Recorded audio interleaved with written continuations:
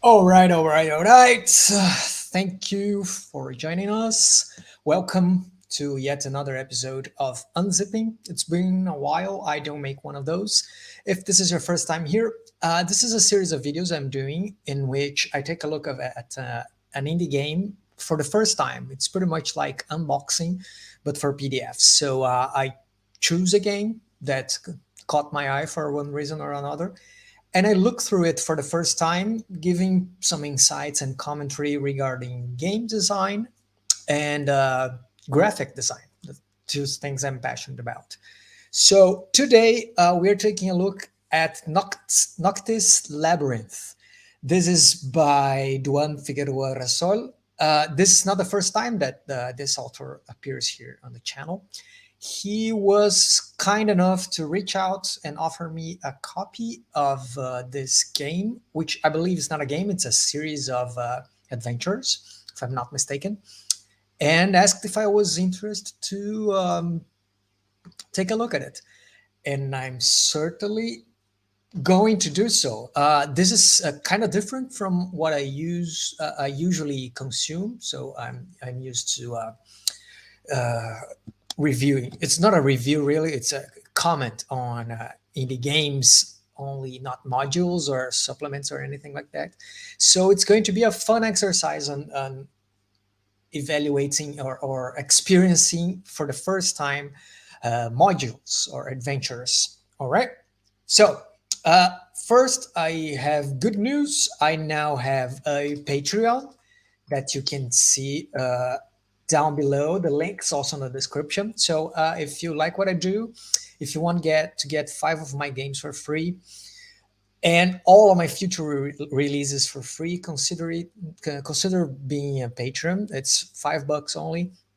And for this week, the first week of September, you still can get my special offer of joining and choosing any of my games, and you get 5 of them for free. Okay, so let me get rid of this banner down below.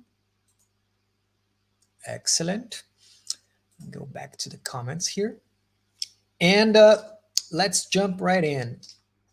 As usual, I like to begin with the itch page. If you want to purchase this game, the link is right here, and it's also in the description of the video. Okay, so go ahead and support Duamn.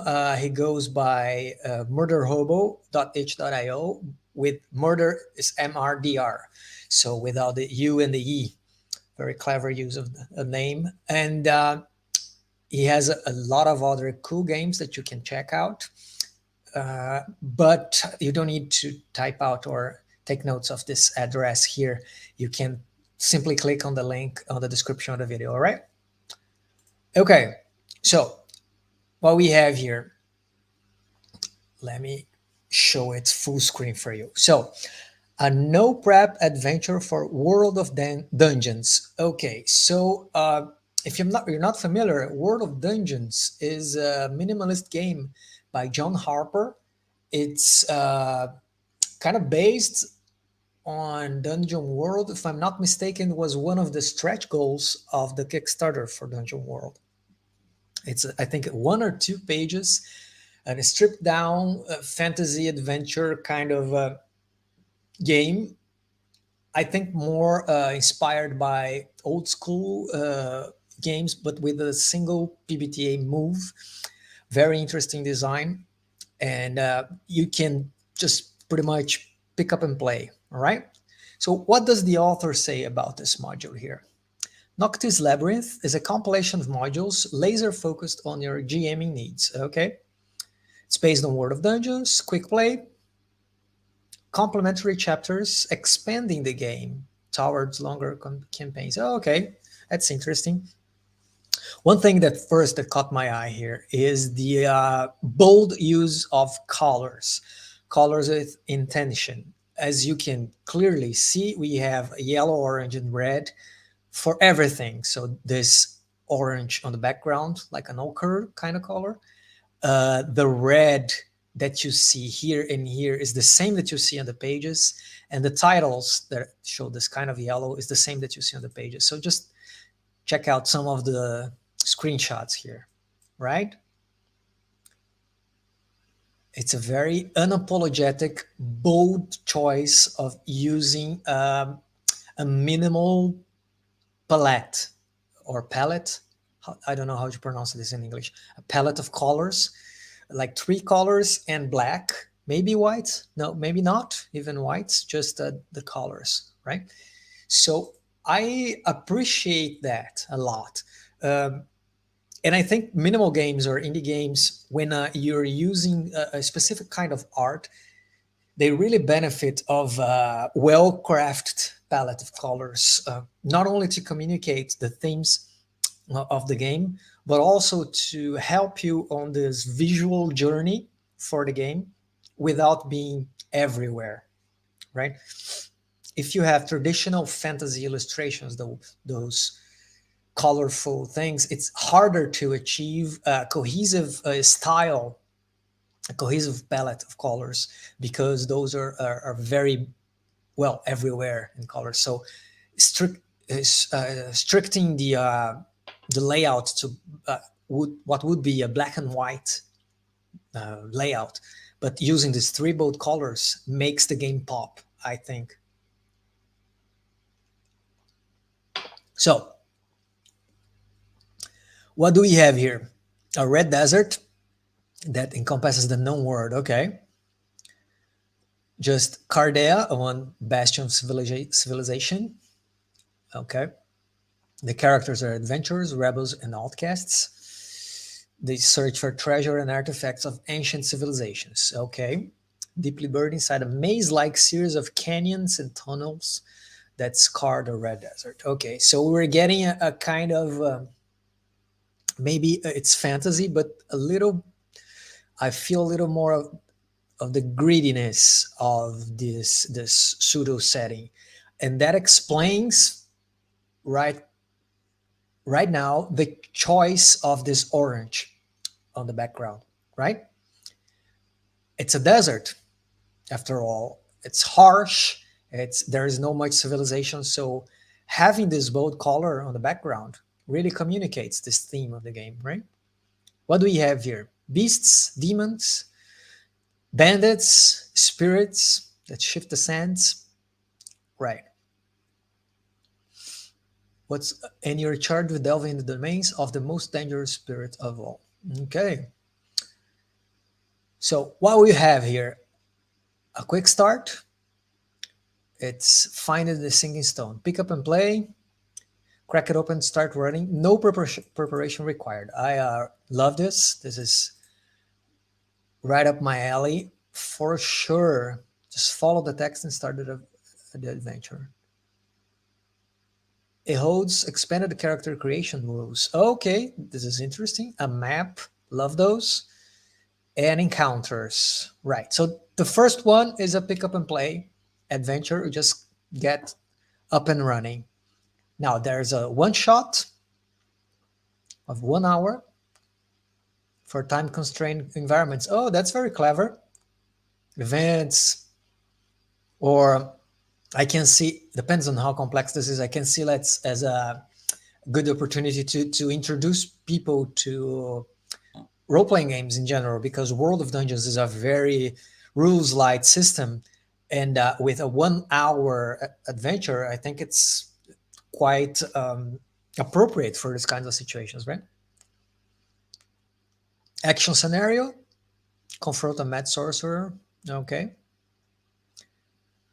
Written as an extended encounter. Okay.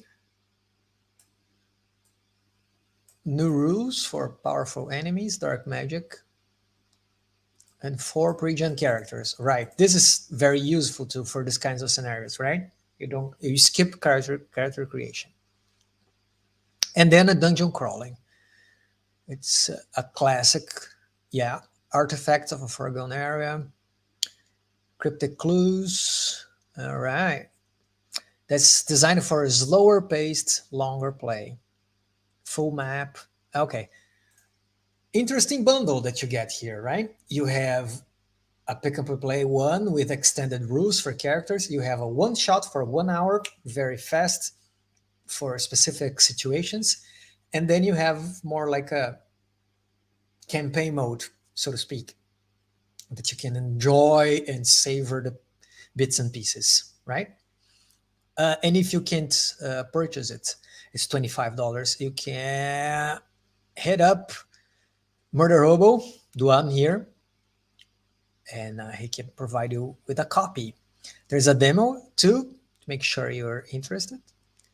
And let's get the game. It's 82 megabyte file. So let's open this one and see what you get here. Let's jump into the comments, see if there's anything here. Hi, Duan. Thanks for joining us.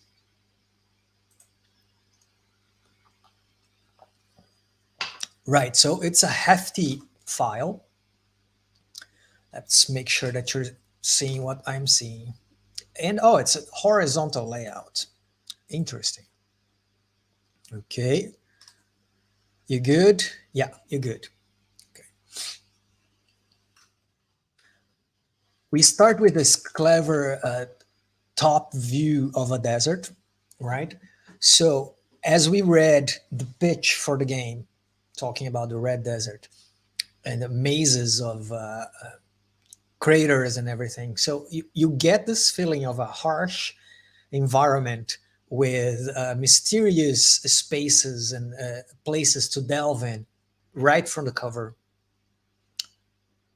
There is no question that this is a harsh place to be and a mysterious one. We have Duamn Figueroa Rassol as game designer, writer, art and layout. Okay, editing by Marks Shefford. If I'm not mistaken, this is Marks from Yes Indeed podcast, right? Love his work. The Labyrinth map is by Vandal Arden, marketing by Facundo Capper and Vika Ruchica, distribution and Kickstarter by Mordit Press. Okay. So we have here credits for the playtesters and the credits for John Harper. I think this game is free. The World of Dungeons, if I'm not mistaken. Let's check this right now before I say something that is not true. Yeah, there you go. It is free. And it has this kind of retro clone feeling to it, right? Okay, back to our game here. Boom. Where am I? I just closed it by accident. No problems. Okay. So, table of contents. As we saw from the pitch, it's divided by these three adventures. The Finding the Singing Stone, the Renegade Wizard, and Fire Eyes Ruin. And let me see. Oh, beautiful. Duamn, I love it. Thank you very much. Every time I see a bookmarked and hyperlinked PDF, I appreciate the author a lot. You can jump back and forth, especially if you're running like an adventure. If you're using the PDF on the table, you need to find something quickly. You don't need to go back to the table of contents. You can just click straight on the content here. So props to you. Thank you very much for that. I love it. So what we have here, a quick start, character generation, the quests, map, landmarks, different moves, okay, specific moves for the adventure, encounters, and tips on running the labyrinth and wrapping up the game. Okay. Now the one shot, we have how the intro, running the scenario, how to interrupt the ritual, rules on basic magic, wrapping up, and then the characters, ready-made characters. And for Fire Eyes Ruin, We have the ruins, the dungeon map with the key locations, random events table, which I love, monsters and NPCs ready for you, and wrapping up. Okay, as usual, before I start reading, I'll go through the whole book at once and just to get a vibe of it, and then we come back and start from the beginning. Okay, let's do this. Right. Okay, a checklist of what we have to do, how to create characters, the quests, cut out the quest cards. Oh, I love that. Okay, and there's the back too. Oh my God, this art is unbelievable. You drew that one? Wow. This map is gorgeous as well. Now the landmarks. I think this part then expands the checklist that we had here. Not really. Now we're getting into how to run the thing. And it's numbered.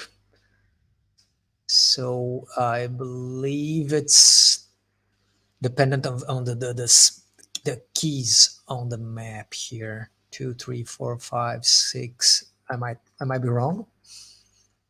As usual, I make assumptions and then I confront my assumptions as we read.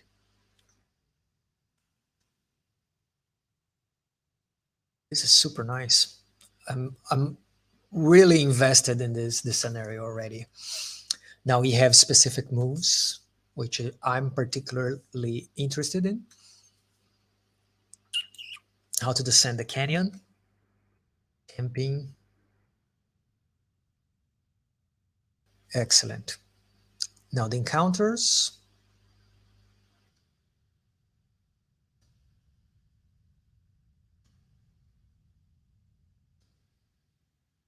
Right, so they have they have some part of lore, illustration, stats.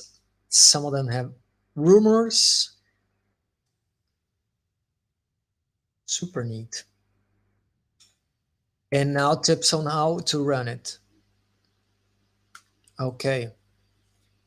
Now, oh, you also have here, there's a custom made character sheet. Perfect.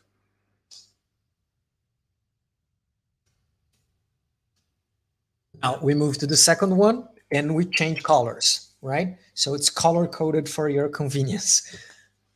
Now this renegade wizard right here. We start with running the scenario. So it changes a little bit, right? The order of how the things are presented. Since this, I believe this is the 1 hour one. So I think the one chose to put running the scenario right in front of it because it's a faster approach to how you're going to do it. Right? It's straight to the action.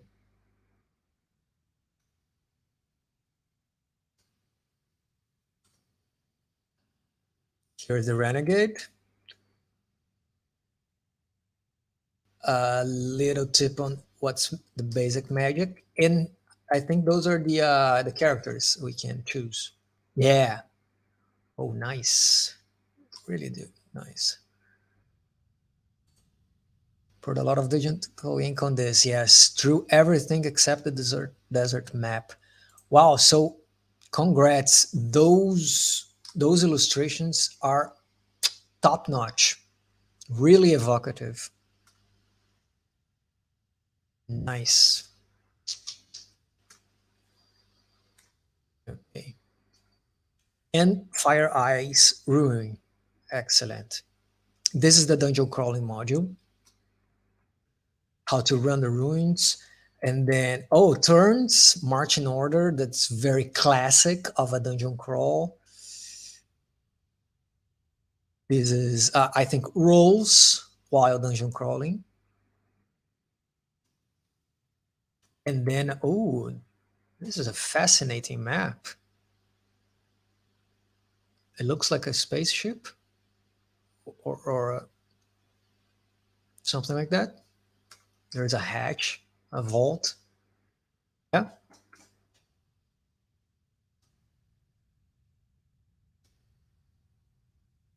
All the ambience here.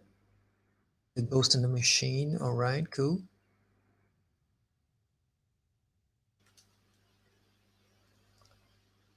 Audio logs. I'm assuming you find those during the adventure.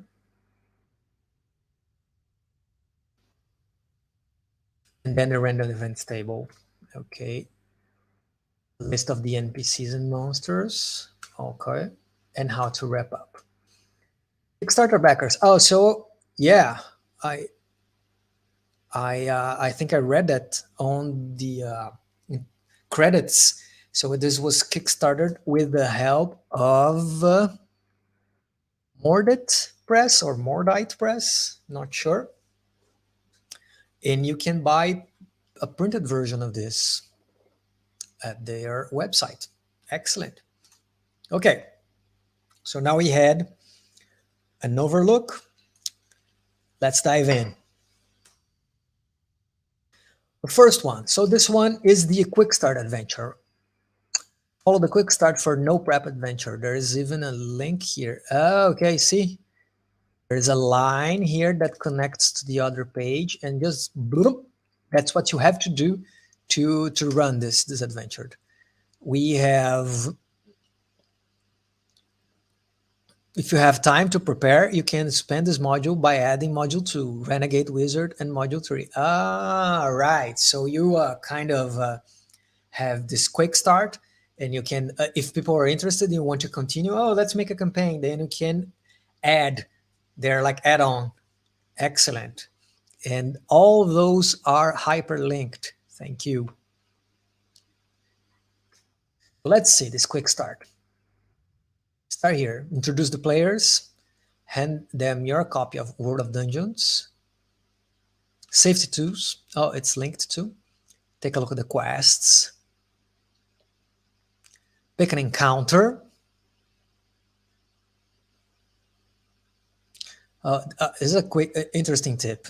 Place on the table so the players can choose. This will buy you some time, right? This is good. While they talk about their characters, you take a look at the encounter section to see which one catches your eye. You go here and take a look at all these encounters.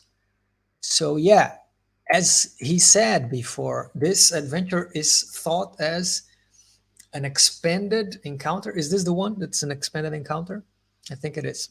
So they are there, the players are there just choosing what character they want to play. You just make sure this is no prep at all. You have this in your hand and you're looking through the encounters and choosing one that you are more excited or more interested to run. However, now go back. Oops, I clicked on the hyperlink. Familiarize ourselves with the landmarks. Jump to the map, read over the Red Desert and descend in the canyon if you have time. Take a look over the other locations. Checking the players, character generation, ask the questions. Ask questions like how did they become what they are? How did you meet? And what preparations do you make for the trip? Okay, very good. Setting up questions when you start a session. Take a look at the moves. Focus on the titles and the triggers. They're self-explanatory. You don't need to get into the descriptions. Okay, you just need to be, if you're familiar with PBTA games, they work with moves and every move has a trigger, and when it triggers, something happens. So if you're familiar with their names and when they trigger, you don't need to memorize the rules. When that happens, you can then refer to where they're explained and read through it.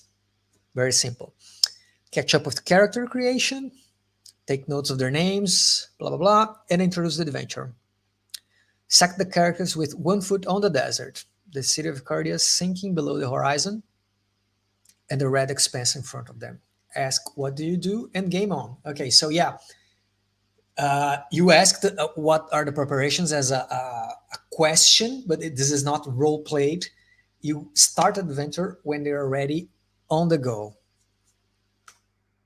Very important tip. Okay. This is World of Dungeons, but weirder. This is important. What's the changes? Remove the ranger. Why? Because it's a game about exploration survival. So every class is doing that. It would be strange to have one guy be responsible for that. Remove the cleric. There is no space for Templars, Van Helsing like Templars here.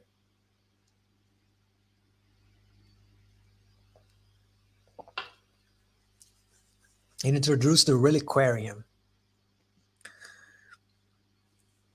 Check sidebar. Let's see the sidebar.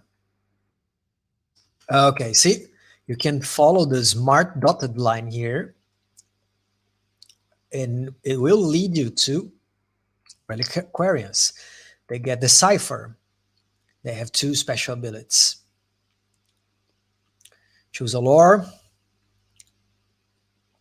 Can craft devices. Okay. Oh, I would choose this one for sure. And Seeker. Decipher and use ancient or strange artifacts and devices. Okay, I love this. Choose your standing.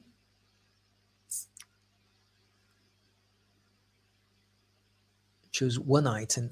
You are under mentorship, the patronage of someone, or you are a promising but destitute graduate. You are in a tight spot and must resolve it as soon as possible. So yeah, you add into character creation a sort of pressure. Sometimes when we have a standard fantasy game, we kind of lack character motivation, right? Why are you doing this? We kind of gamify this experience because when you play a lot, you just assume, "Oh, okay, this is what adventurers do. They go into adventures." But having this gentle nudge of you have to do something right now kind of drives characters towards exploring a harsh desert and leaving behind the last bastion of civilization and risking their lives. That makes sense. Okay. So fighters also, everyone has fighters has an alliance, have an allegiance. You are sworn to them. What have you sacrificed? Reliquarians have a standing. Thieves have a debt. Wizards have an obsession. See, all those gentle, flavorful nudges are ways of showing the player how those people need to do what they're doing for different reasons, right?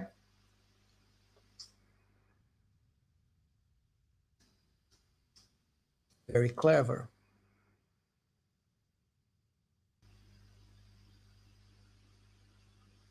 Wizards. I'm curious about how wizards work here. Choose 2 of these spirits and choose one and create one of your own one. Okay. So those spirits are kind of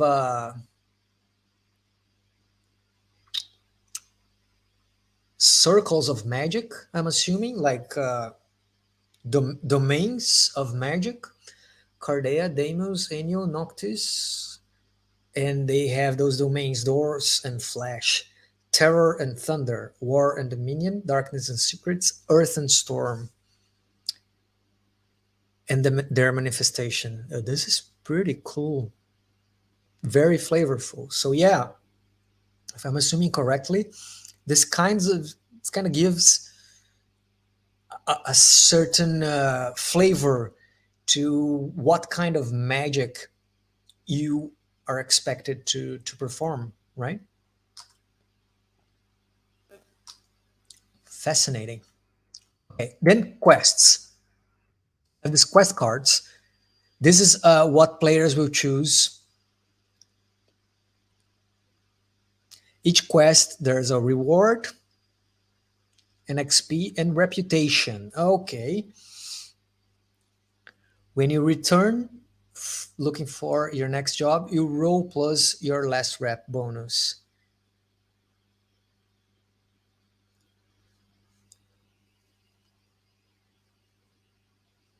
Oh, it adds to your status with the organizations you are working for. The higher your rep, the better the quests and the rewards. Okay.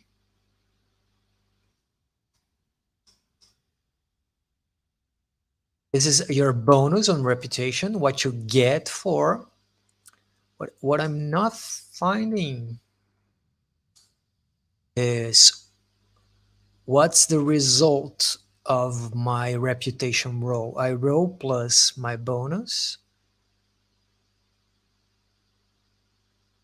And what does that mean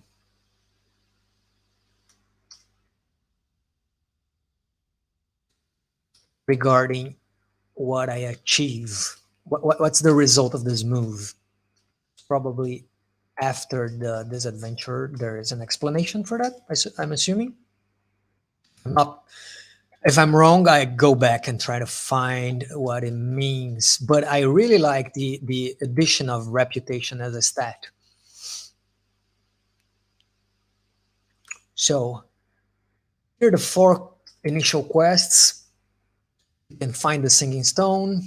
You can go for the Renegade Wizard. The Fire Eyes Ruin is the last one. And there's Missing Tablets.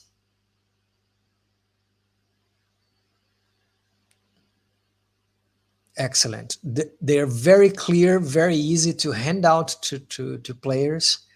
They specify what's the reward clearly, and they are very mission oriented, which makes things much easier to be run, especially on a classical fantasy scenario. If you have an objective, a clear objective, instead of like a sandbox for you to start and introduce players to the game and get things going, it works like a charm.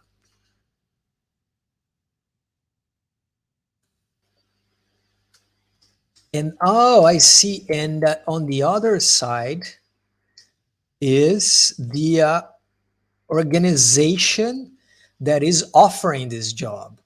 Right. Cool. So they have the archive, the Church of the Ellipse, Red Nomads, and School of the Seven Spectres. They have this logo, cool logo here. And on the other side, there is this very cool illustrations. So as you increase your reputation, you have better quests and rewards from that organization. Okay. Okay. This is clever.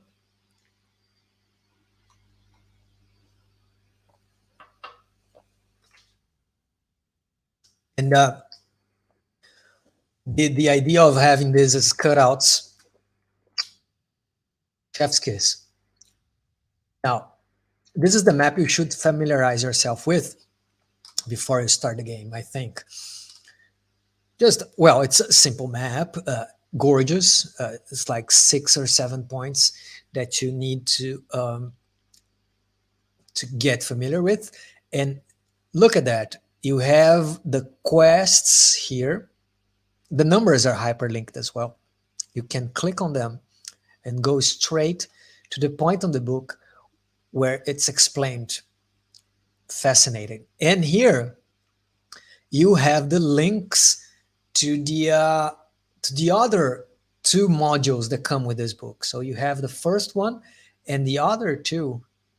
are on this direction, right? So the map actually can be played as a whole. You start with a quick start and then you add those two modules and you can have a longer campaign. How cool is that? Now, landmarks. Underlined text refer to landmarks to other landmarks in the section or encounters they have to face.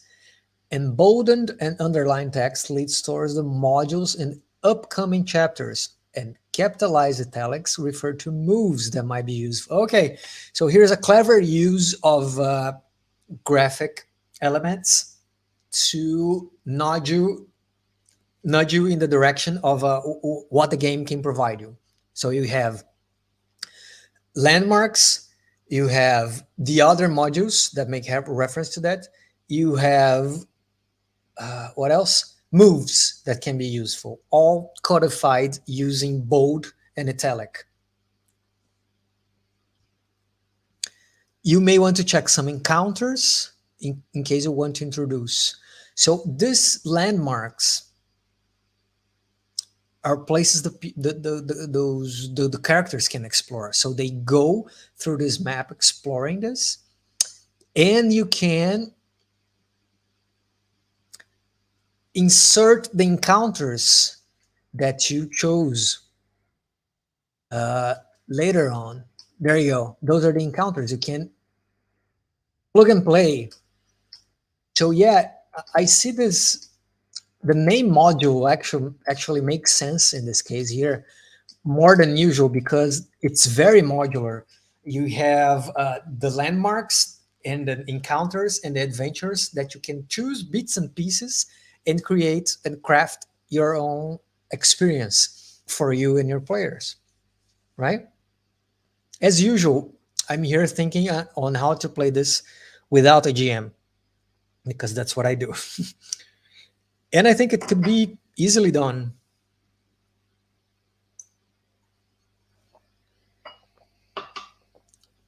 You have so much tables and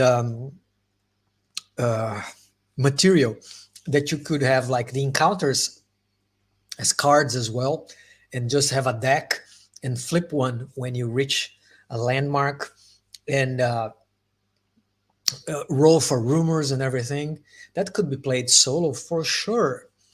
I might give it a try, really. I've been wanting to play a simple, like a vanilla fantasy game for a while, and this is not super vanilla. This is weirder. This has some evocative scenario that moves our mindset away from what we would expect from a classic fantasy game, and introduces that very interesting artificer. What's the name of a reliquarian class that I'm fascinated about?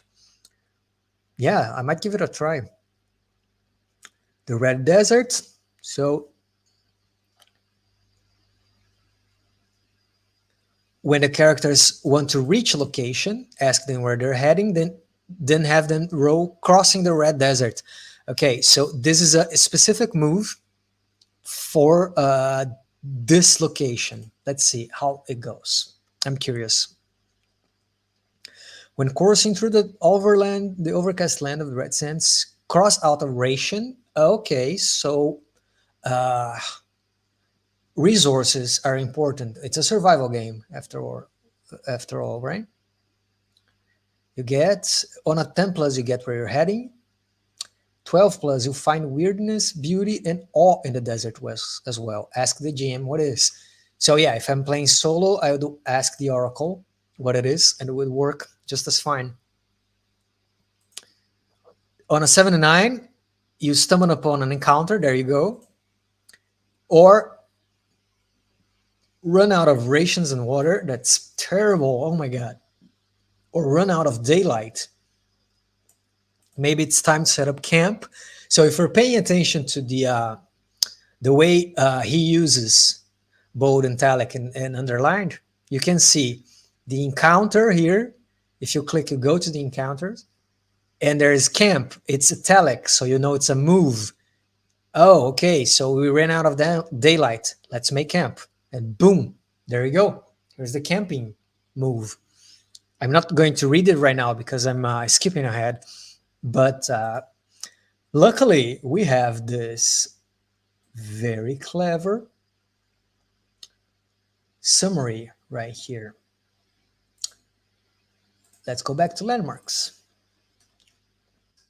So here, how you enter the labyrinth. There is a move to descend the canyon. Okay. I'm curious to see what this, the choices are here. I have to see this one.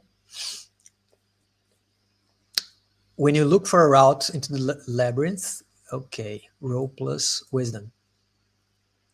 On a 10 plus, choose one. You find some ancient steps. Okay, there's a challenge. On a 10 plus, there is also a challenge. So first you found a route. This cascades into another move, another roll, because you found a route. It doesn't mean you surpassed or you overcome the obstacle. But what is interesting here is that each one of those options depends on a different stat. So steps, it's a dex. The natural terraces is climbing, it's athletics, depends on strength. And there is a narrow passage that makes you vulnerable to an ambush, requires wisdom or awareness. So yeah, this is giving you agency. You can, if you're playing on a party, of course, someone will have to step in and maybe choose which one of these options is more geared towards what they are best at, right? Which I find fascinating. It's like giving you options to make your character shine, make them perform on what they're best at. On a 12 plus, you catch a glimpse of a landmark. Okay, cool. You see something else. Now, this is what I'm interested in. What are the consequences of partial success? Injury. Okay. You hear the desert demons. Okay. The howling at your heels. So this is an encounter, if I'm not mistaken. But a flight of Quetzalcoatlus attacks. Mysterious black mist starts encroaching you. So I think those are all encounters. Yeah. Okay, this is super nice. So it makes sense to have custom-made moves for these specific things. Why? Because they're not only a 10 plus grants you what you want, a 7 to 9 grants what you want with a complication or a cost, or on a 6 or lower, the GM makes a move. This is the generic PBTA move. In this case, no, we have on a 10 plus, you have choices to make on how you're going to face the challenge. And on a 7 to 9, you have choices to make regarding what kind of complication, specific complication, you have to face. And those complications are expressed through the list of encounters that you have available. This is great. It reminds me of how Ironsworn is crafted. It is less specific there, but since these are moves, these are not moves for a game or for a setting, but they're moves for an adventure. You can get that specificity. You don't need to be generic on the results of a move because you are leaning heavily towards the themes and the things you craft for this adventure. So it's okay for a move to explicitly call out the names of the encounters you're going to have, right? I think it's a good use of custom moves here. Very clever one. Let's go back to the landmarks and see if I have a... Okay.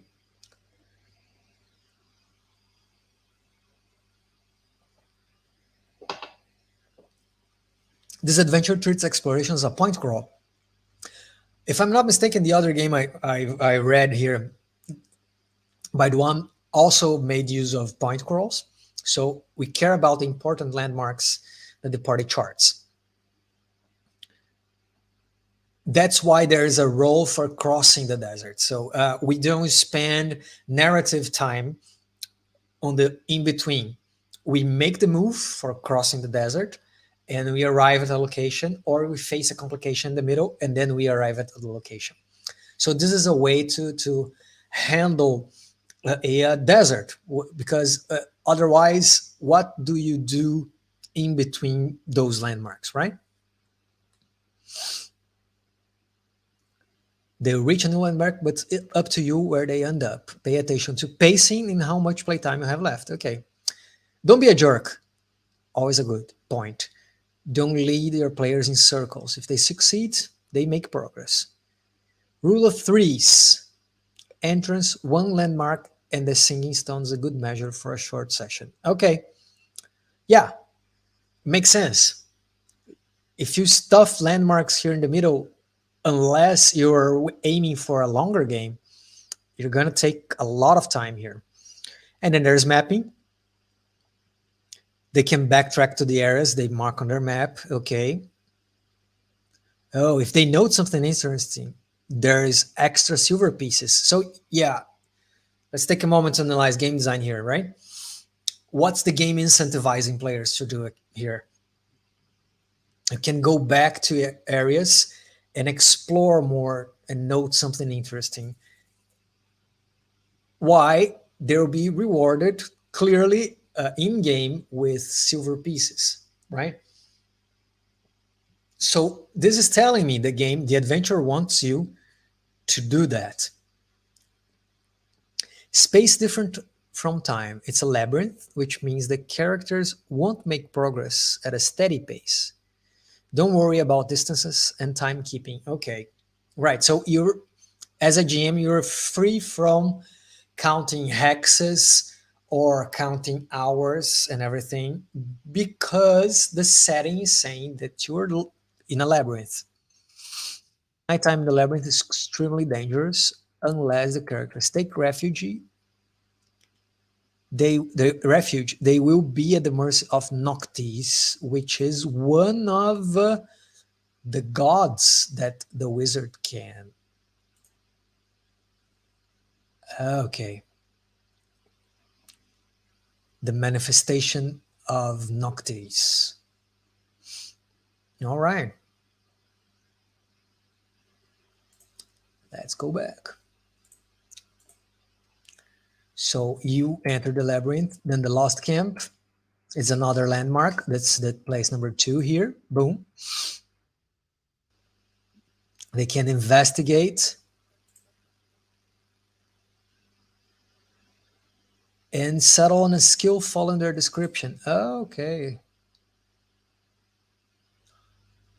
Depending on what you use here, awareness, decipher, and lore and survival,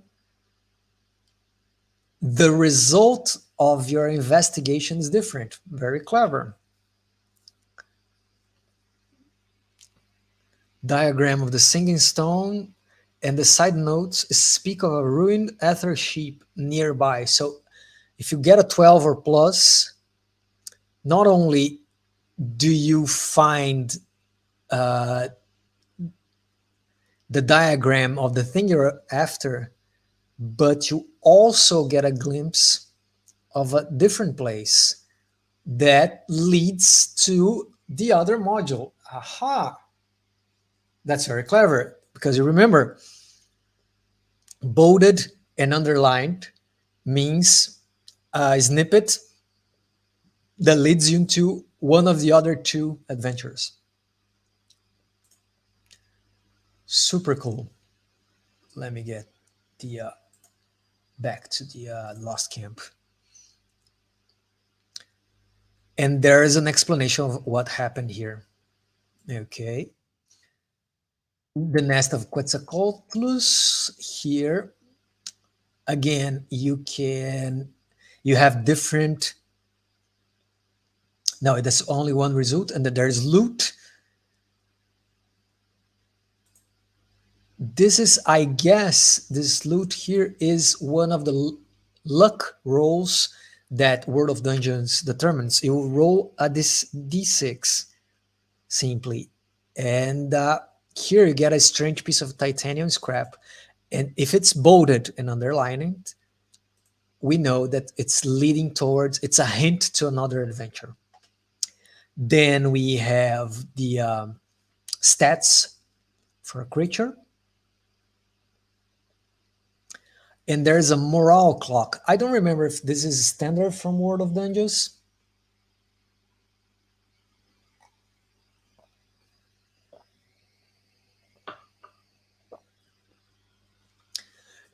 But what I'm assuming here is those are the triggers that would cause you to mark one of the ticks on your morale clock.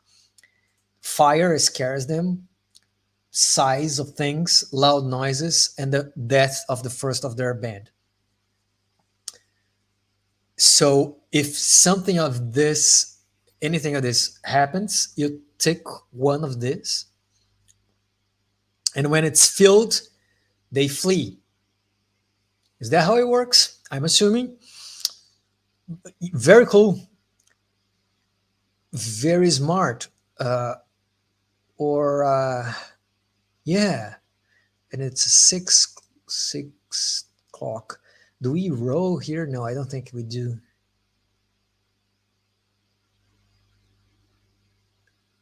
Because we could. I'm creating a mechanic in my head right now. Like at any point, the GM decides to check whether they flee or not. They roll a single d6. If the value is equal or under the number of segments you filled on the clock, they flee. Right? Because you have 6 on a d6. So it makes every time you mark one of those segments, it makes it easier for the creatures to flee. But maybe I'm making this up. So Duamn, if you're there, correct me if I'm wrong, or maybe it's just a clock. There is no rolling of the die here, but if it's not, I might use I might use this mechanic I just made up here on a different game. Now the Siege of Oblivion.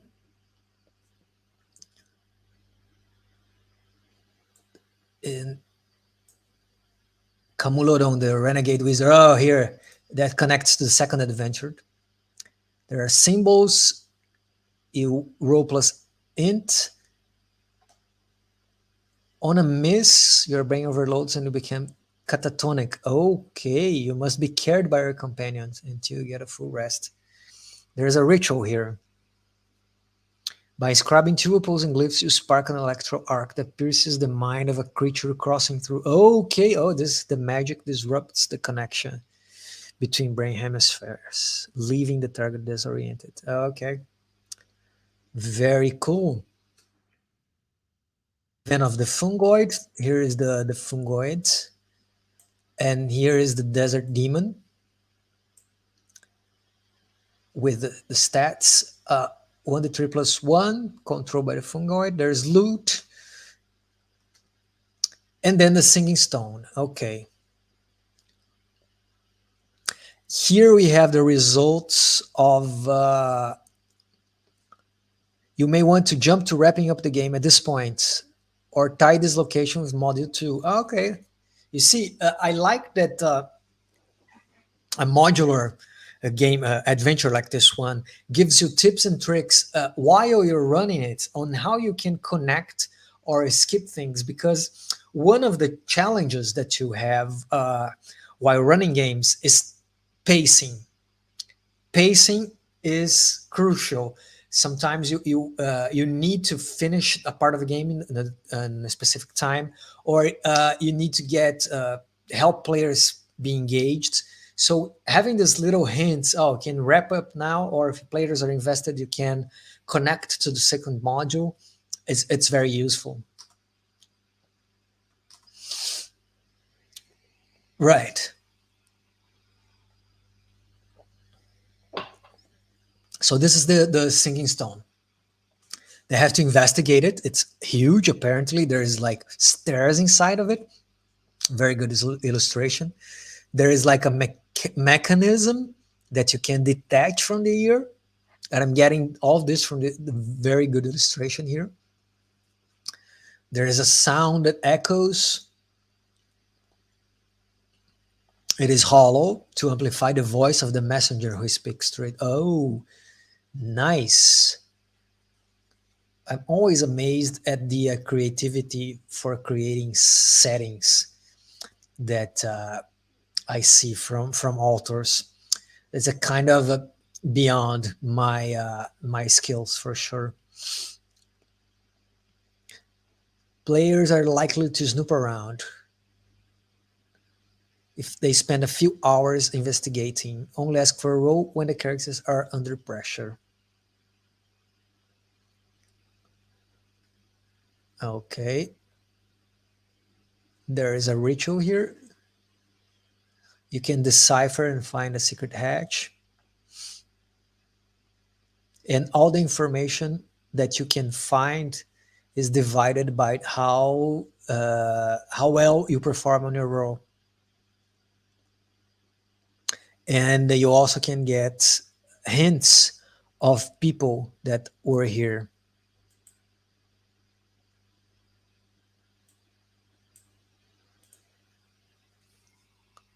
Excellent.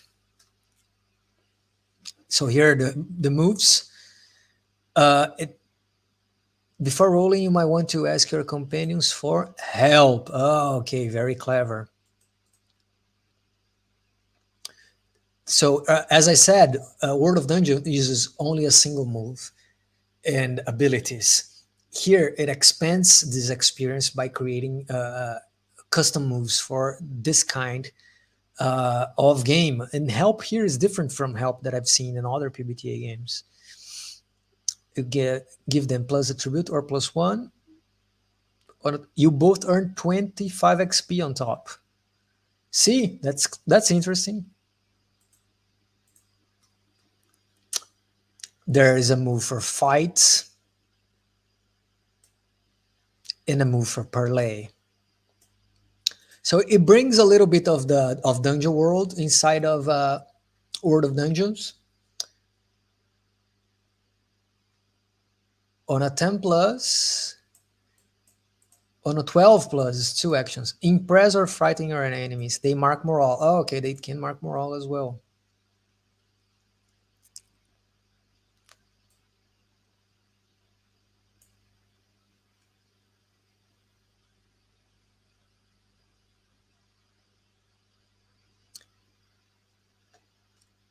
Yeah, but it's a different way to it's a more Iron Swornish way of fighting with PBTA. It's different from the Dungeon World way of taking care of it. That there's initiative. You act first. You and your companions act first.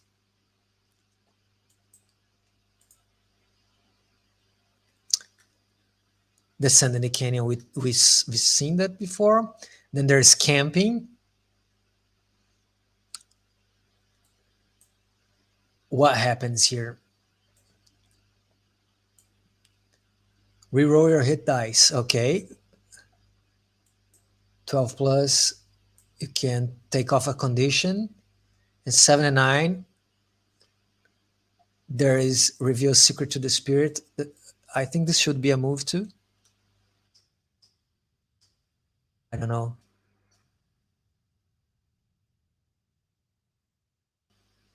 One of you falls asleep on watch.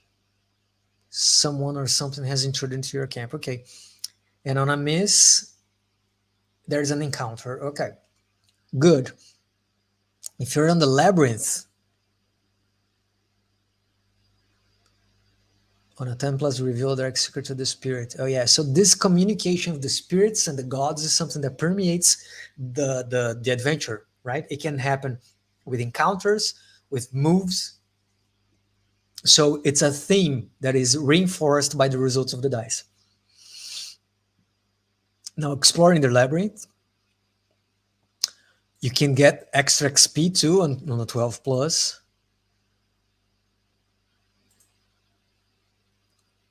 Okay. There is an encounter, or you waste some time.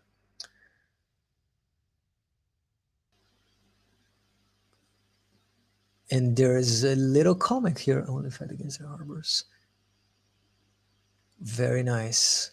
Parlay with those horrors. Okay, so this is the part of the communication with the spirits that we can see repeating to reinforce the theme. Now here, morale. Okay, there you go. Fill a segment of the morale clock each time a move tells you to, or if the NPC experiences one of its triggers. When it's full, they do whatever they can do to get out of dodge. They surrender, be overwhelmed, or driven off. Okay, so there is no roll. That's my my mind creating a mechanic. It's they fill all the clock and they go. Okay, now lore. Sometimes a player will ask if they know, ask them to roll lore or survival. You share pieces of information from the lore boxes. This is super clever because this is something that players usually ask. What do I know about it? Can I grow intelligence to find out? And you can like make up stuff on the spot, but since this is a cohesive world, a cohesive scenario, you use the lore boxes. There you go. Lore based on survival. In this case, the three are based on survival. You can share one of those, or two, or three. You may say, on a miss, it's a mystery, or you can give information at cost of danger. If they're skilled in lore, you can give one of the boxes for free. Very clever. So yeah, beautifully illustrated with the pieces of lore, a description of the situation, and encounter and morale here if it's needed. Desert demons, lore, three pieces, very clever layout here. Making use of the gorgeous illustrations in a box with clear. This is flavor text. This is description. This is stats. All of this can add, even with roles that can connect to other modules in the book. Loot.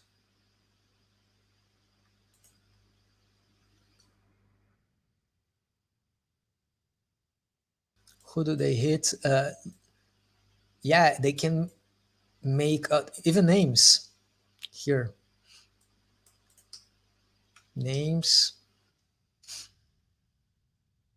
can give you like a unique flavor for your version of this game every time you play, because PBTA games, they benefit from this emergent narrative, that things that have bits and pieces of lore, but they grow and expand with the contributions of players while playing the game.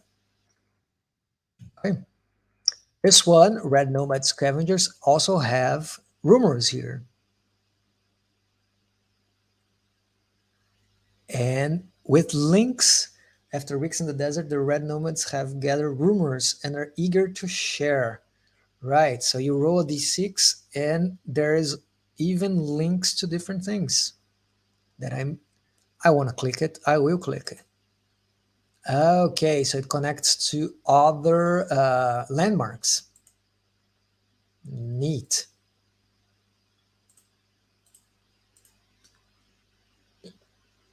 And this is the bad boy here.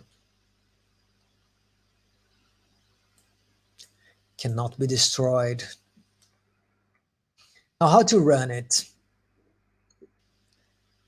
Finding the stone as a starting point.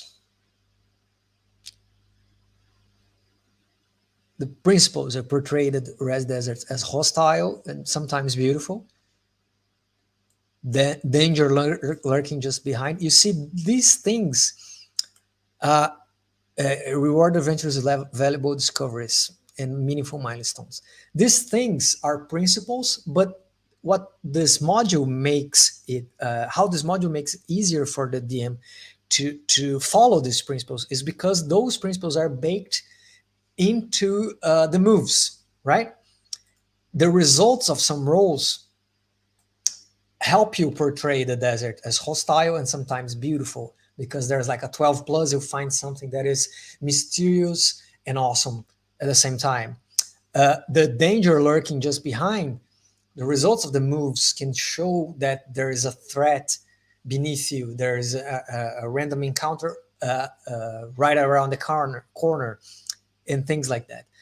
Rewards are baked into the moves. So what Duamn is doing here is he is making use of the procedural structure of PBTA games to embed the things that are valued to the themes of this adventure into the custom moves that he proposes here. So yeah, you could run this adventure rolling like a single move. Yeah, you could, but you would be missing out on the specificities of the results that custom moves can give you, which is very clever. Excuse me as I refresh.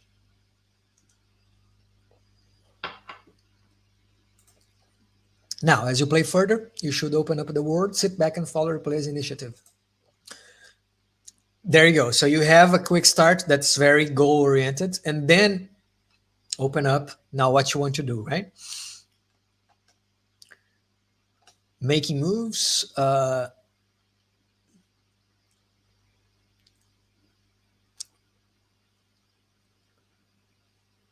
If your game extends, you might find coming up with similar situations.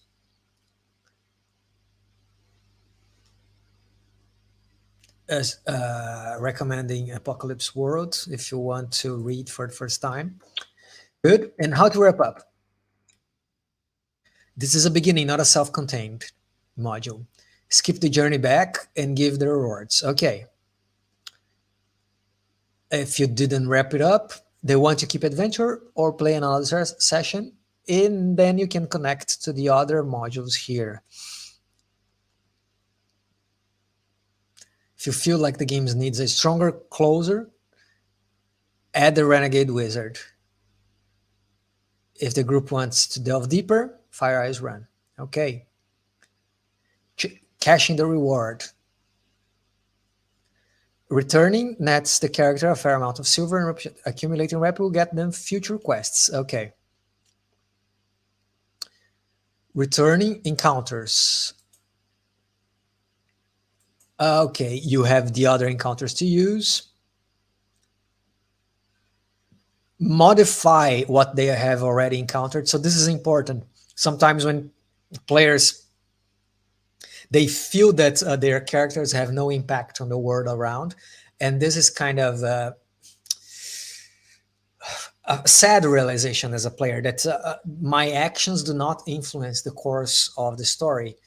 And they're protagonists and they should do it. So yeah, that's a good point. Tied encounters together, so create links, landmarks. Okay. And here the skills, this is the custom sheet that we saw before. Excellent. A summary of rules.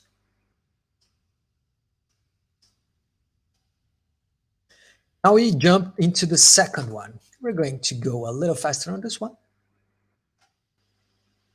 Hello, Lucas. Thanks for joining us. It does look amazing. I have to agree with you.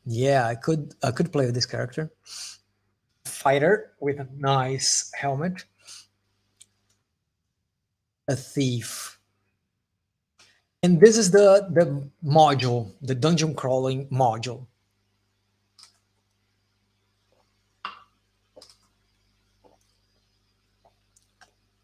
Now we have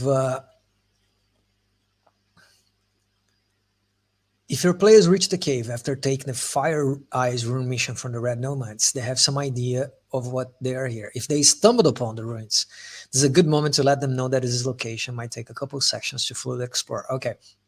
Oh yeah, so you can get this as a mission, or you can be exploring on the desert and stumble upon the ruin. So yeah, uh, different principles. Again, I find this very interesting that you kind of customize what you should push towards in every different module, even if we're talking about a single setting that's it actually is like one single place. But since the themes change slightly from one adventure to another, Duamn here adjusts the principles from one to the other, right?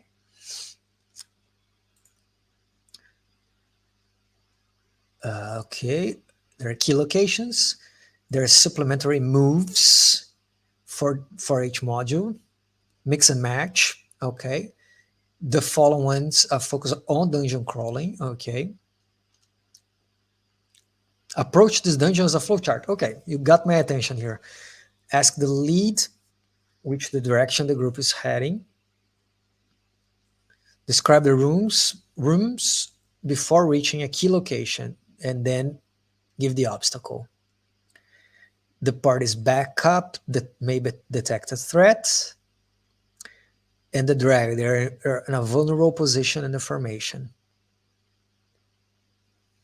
Once they overcome the threats, they enter the nearest key location. So yeah, this is procedural gameplay, which I particularly love. Right? Turns. Time will pass, resources will dwindle, and the dungeon will move around them. Mark a turn every time the party explores a key location, faces an obstacle, or optional rolls a miss. Every 3 turns, you roll on the random events table. 6 turns, the resources are depleted, and 9 turns, the characters become wary. Any 10 plus is a partial success. Oh, okay. Ooh, harsh. Damn. Right? So this is mechanizing the flow of the game, right? You keep track of the turns so that the environment keeps pushing you and making you move forward and look for obstacles. It's a survival game, still in the dungeon crawling. Very clever. And here are the following moves when you're delving into the ruin. Marching order. Who takes the lead? Who's the backup? Who's mapping? Who's dragging behind? The lead directs, the backup supports, the mapper takes notes, and the drag is in the weak spot. It's vulnerable. If you're exploring on your own, you are the drag. Okay, excellent. And then you have the custom moves here for different locations. Exploring the ether ship. So it is a ship. Nice.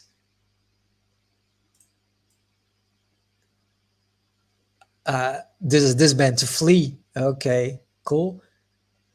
A move to rest. It's not camp.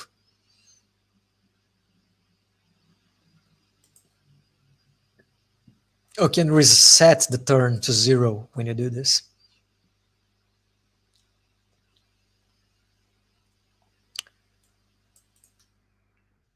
And here's the ship. vault door controlled by the ghosts. So this is a kind of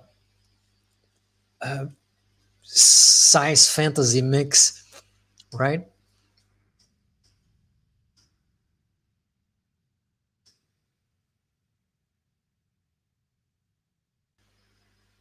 Right. So, some titanium monster. This is it's a ship.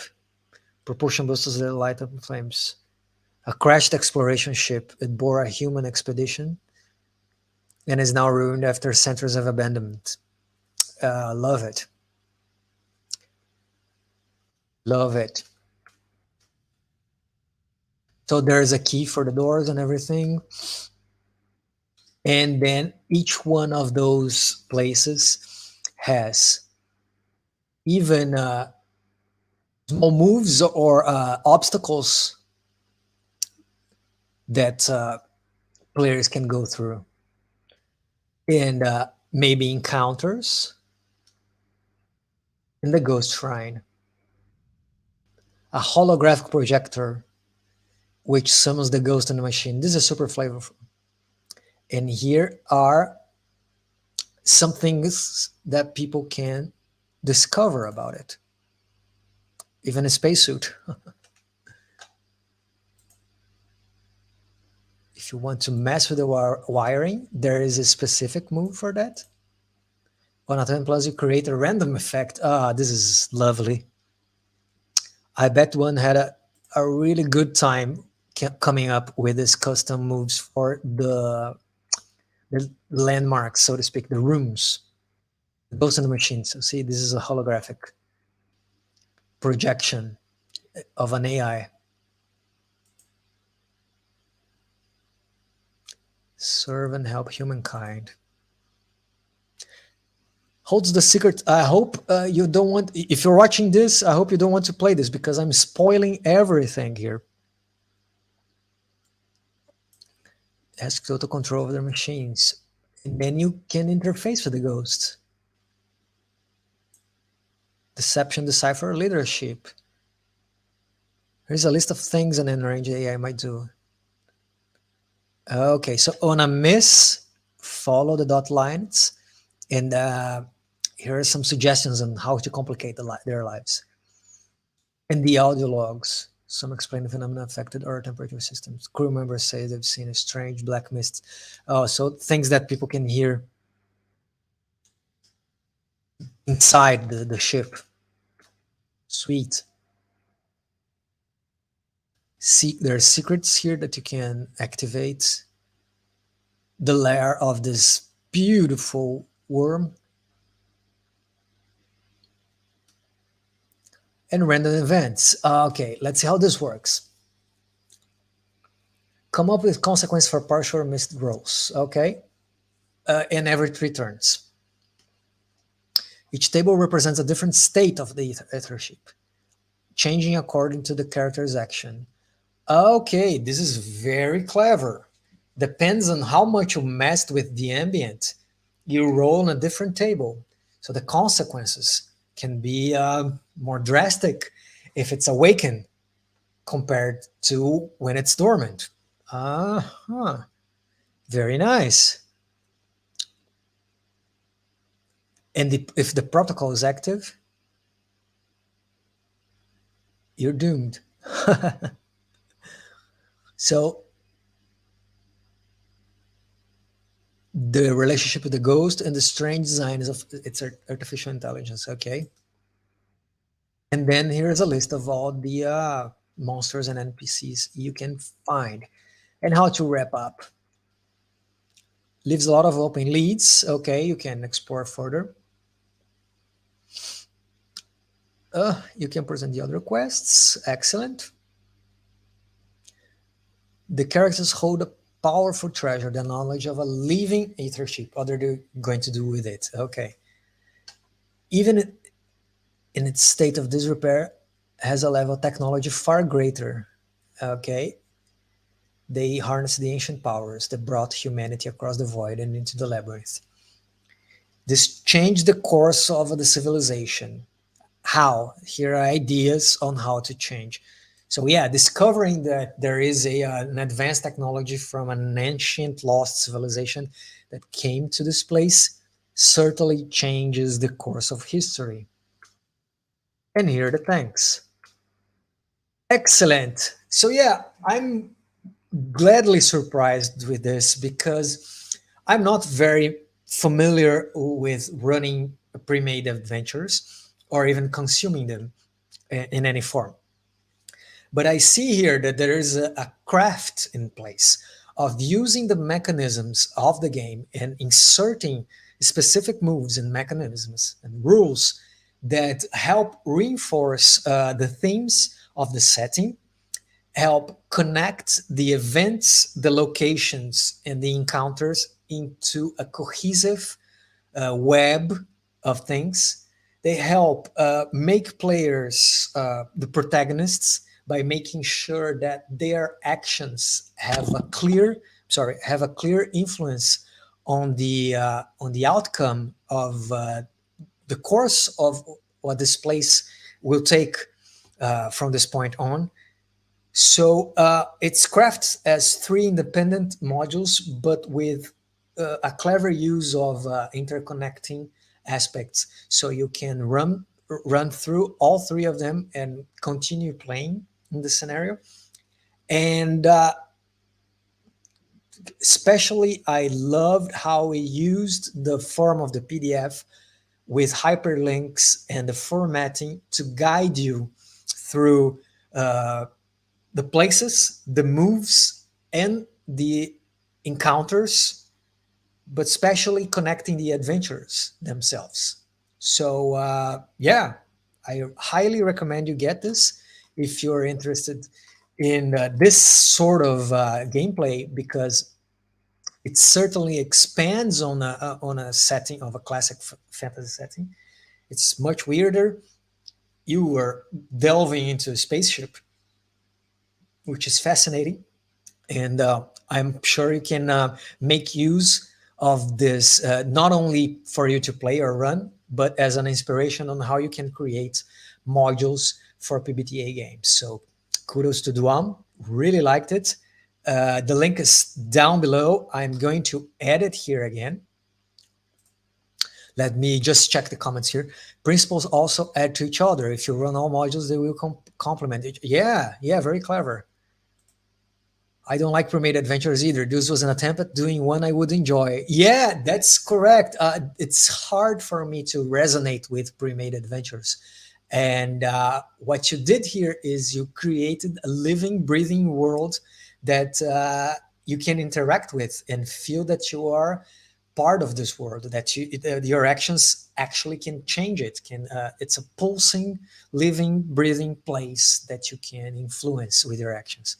So excellent. Very good. So here's the link where you can get it. It's also in the description of the video. Make sure to visit Murder Hobo's page and follow Duamn there on itch. And as for me, I'd like to remind you that now I have a Patreon that you can go check out. The link is also on the description. I appreciate your support. You can get free games, all my future releases for free, and 5 games for free if you sign up until the first week of September 2022. Okay, so as for me, that's all. Thank you so much for following me here. Subscribe to the channel. I plan on doing this more often. Thanks for stopping by and see you next time. Bye-bye.